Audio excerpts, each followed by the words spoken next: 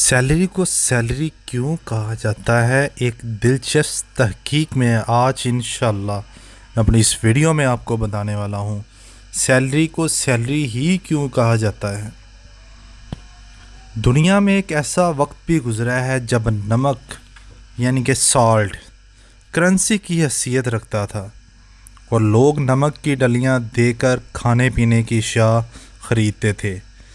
اس دور میں نمک اور اس کی قدر کی اہمیت رکھتا تھا کہ چین کے بادشاہ ہسائیوں نے 2200 قبل مسیح میں نمک پر باقاعدہ ٹیکس عائد کر دیا تھا۔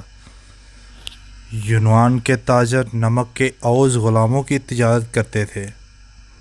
روم کا عظیم شہنشاہ جولیس سیزر اپنے فوجیوں کو نمک کی شکل میں تنخواہ دیتا تھا، جبکہ ہندوستان میں نمک کے بدلے ہاتھی بیچے اور خریدے جاتے تھے۔ ہم لوگ انگلش میں تنخواہ کو سیلری کہتے ہیں۔ اس لفظ سیلری کا نمک کے ساتھ بڑا گہرا تعلق ہے۔ لاطینی زبان میں نمک کو سیل کہا جاتا ہے۔ زمانہ قبل مسیح میں غلاموں اور ملازموں کو کام کے بدلے نمک دیا جاتا تھا۔ یہ نمک اس دور میں سیلری کہلاتا تھا اور یہ لفظ آگے چل کر سیلری بن گیا۔ آج آپ کو مہینہ بھر کی محنت کے بعد جو تنخواہ ملتی ہے، آپ اسے تنخواہ والی سیلری نہ سمجھا کریں، آپ اسے نمک والی سیلری جانا کریں، کیونکہ یہ عموماً مسائل کے آٹے میں نمک کے برابر ہوتی ہے۔